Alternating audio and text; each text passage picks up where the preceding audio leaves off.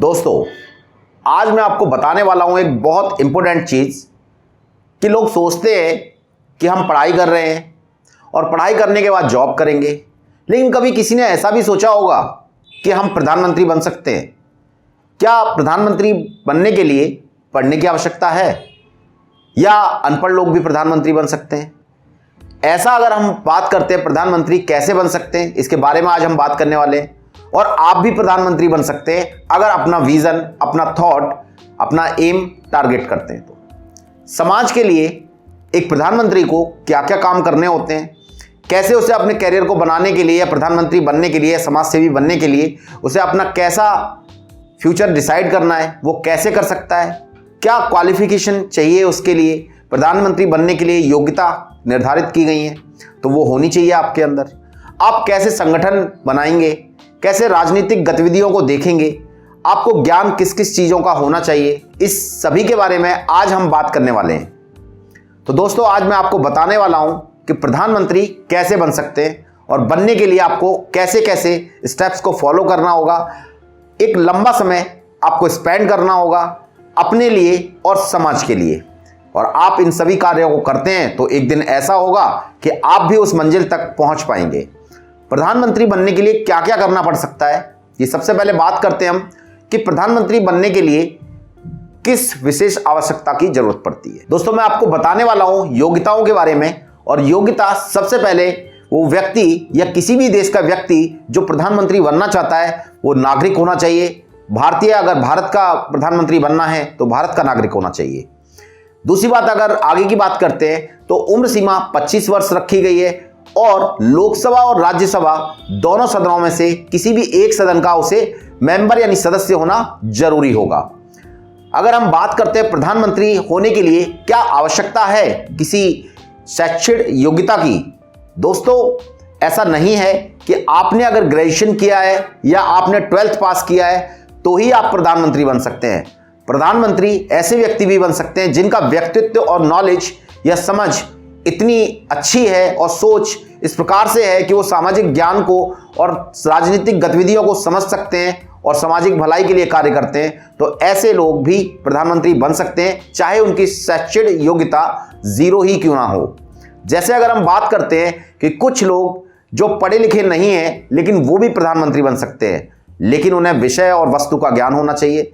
इसका मतलब ये है दोस्तों कि अगर कोई भी व्यक्ति, चाहे वो पढ़ा हुआ है, चाहे वो बहुत सारी डिग्रियां ले रखी हैं उसने, वो प्रधानमंत्री बन सकता है। दोनों ही परिस्थितियों में अगर हम देखते हैं प्रधानमंत्री कैसे बन सकते हैं तो इसके बारे में छोटे छोटे पॉइंट्स पे बात करने वाले हैं हम। और आप भी अगर अपना विजन बनाकर चलते हैं कि 10 से 20 साल या 20 से 30 साल कि आपको काम करना है, समाज की सेवा के लिए कार्य करना है, तो आप भी प्रधानमंत्री बन सकते हैं दोस्तों। तो सबसे पहले हम एक चीज और बात करते हैं कि प्रधानमंत्री बनने के लिए आपको कैसी योग्यता की आवश्यकता है। जैसे विषय वस्तु का ज्ञान, जैसे कि मैंने पहले भी बताया आपको कि विषय वस्तु का ज्ञान होना चाहिए। ये क्या चीज होती है, किस चीज के बारे में बात कर रहा हूं मैं बात कर रहा हूं कि आप राजनीतिक शास्त्र को समझते हैं, आप भारत की इकोनॉमी को समझते हैं। भारत की बात कर रहे हैं तो सामाजिक कैसी कैसी समस्याएं, जो समस्याएं आ रही हैं आम जनता के बीच, आपको जाकर उनको देखना है, उनको समझना है। और सब समस्याओं की बात तो करते हैं दोस्तों, मगर वो उनके समाधान की बात नहीं करते। आपको उनके समाधानों की तरफ बढ़ना है और अपना एक संगठन तैयार करना है, लोगों की मदद करनी है। और लोगों के मदद करने से आपको आसपास के एरिया में या आसपास के क्षेत्र में आपको लोग जानने लगेंगे और जिससे आपका संगठन मजबूत होता रहेगा। लोग विशेषताओं के आधार पर भी उनको अलग अलग कार्यों में बांट सकते हैं। जैसे आपने कुछ लोगों से बात की और उनको अपने संगठन में सम्मिलित किया है तो आप उन्हें अलग अलग कार्यों के लिए अलग अलग तरीके से बता सकते हैं कि दोस्तों हम साथ रहकर ये सभी कार्य सामाजिक भलाई के लिए हम कर सकते हैं। कैसे कि जैसे मान लीजिए कि शिक्षा के क्षेत्र में अगर कोई समस्या आ रही है और जो व्यक्ति शिक्षा की अच्छी नॉलेज रखता है उसे अपने संगठन में सम्मिलित करें, अपने साथ जोड़ें और उनके साथ मिलकर शिक्षा की जो भी समस्या आ रही हैं उनके समाधान के तरफ कार्य करें। अगर हम बात करते हैं सामाजिक बुराइयों की, तो अगर सामाजिक बुराइयों से समाज का नुकसान हो रहा है या समस्या आ रही है इस तरीके की कोई भी, तो सामाजिक बुराई को भी खत्म करने के लिए उन सामाजिक कार्यकर्ताओं या जो समाज की अच्छी समझ रखते हैं उनसे भी हम संगठन कर सकते हैं, उनके साथ रहकर हम काम कर सकते हैं। अगर हम बात करते हैं इकोनॉमिक्स के बारे में, अर्थशास्त्र के बारे में, तो आर्थिक स्थिति भारत की या भारत से अन्य देशों की, किसी भी देश का कोई भी इफेक्ट अगर भारत की आर्थिक परिस्थिति पर पड़ता है तो हम दोस्तों उसके बारे में भी उन व्यक्तियों से संपर्क कर कर उस समस्या को सुलभ करने का या सॉल्व करने का कोशिश कर सकते हैं। ये सारी चीज़ें मैं इसलिए आपको बता रहा हूँ कि एक प्रधानमंत्री बौद्धिक स्तर में अगर देखा जाए, राजनीतिक स्तर में देखा जाए या आर्थिक स्तर की बात करें तो आर्थिक उसके विचारों की जो क्षमता है, जो कैपेसिटी है, वो बहुत ज़्यादा होती है। आपने सुना होगा कि भारत के पहले प्रधानमंत्री पंडित जवाहरलाल नेहरू जी थे। उन्होंने वहाँ से प्रारंभ की ये स्थान, अगर 5 साल के लिए उनको चुना गया, फिर उसके बाद भी उन्हें चुना गया। हम बात करते हैं एक और प्रधानमंत्री हमारे सामने आए जिनका नाम था लाल बहादुर शास्त्री, उसके बाद वाजपेयी जी और उसके बाद नरेंद्र मोदी। हमारे भारत की अगर हम बात करते हैं तो भारत में अलग अलग प्रधानमंत्रियों ने अलग अलग परिस्थितियों में कार्य किया है। जैसे कि अगर नरेंद्र मोदी जी की बात करते हैं तो इसमें हम देखेंगे कि कहा जाता है कि नरेंद्र मोदी जी एक चाय बेचने वाले का बेटा या चाय बेचने वाला व्यक्ति भी भारत का नागरिक है और वो उसकी उम्र 25 साल से ऊपर है और उसके बाद उन्होंने एक भारत का सबसे बड़ा पद ग्रहण किया हुआ है जिसे प्रधानमंत्री पद के नाम से जाना जाता है। दोस्तों सबसे पहले हम बात करते हैं कि प्रधानमंत्री का चुनाव कैसे होता है, चुनाव किस तरीके से किया जाता है। मान लीजिए कोई क्षेत्रीय व्यक्ति समाज के लिए काम कर रहा है, वो किसी भी अपने संगठन को तैयार करता है और समाज के क्षेत्रों में वो अलग अलग क्षेत्रों में काम करता है, लोगों से उसका संपर्क अच्छा हो चुका है और वो लोकप्रिय व्यक्ति बन चुका है। उसके पश्चात वो क्या करेगा, जब लोकप्रिय लोग उसे पसंद करने लगेंगे तो वो चुनावी दल का नेता बनेगा और उसके बाद वह चुनाव लड़ेगा।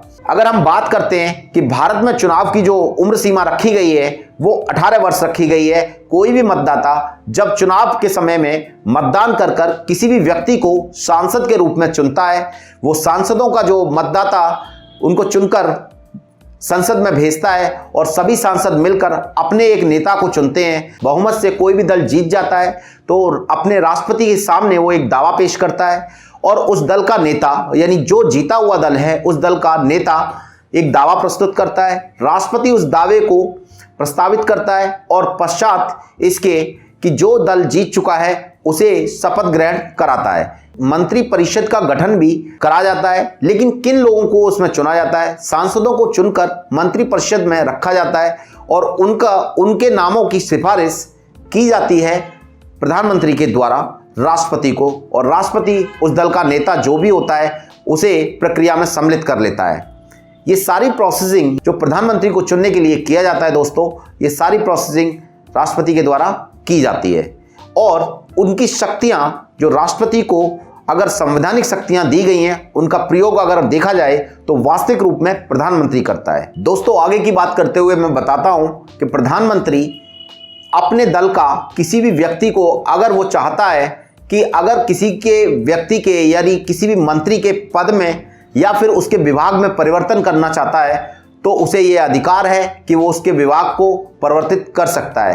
दोस्तों अगर प्रधानमंत्री चाहते हैं तो अपने पद से त्याग दे सकते हैं और लोकसभा भंग करने के लिए राष्ट्रपति को सलाह दी जा सकती है। इसके संबंध में मैं आपको आगे भी बताऊंगा।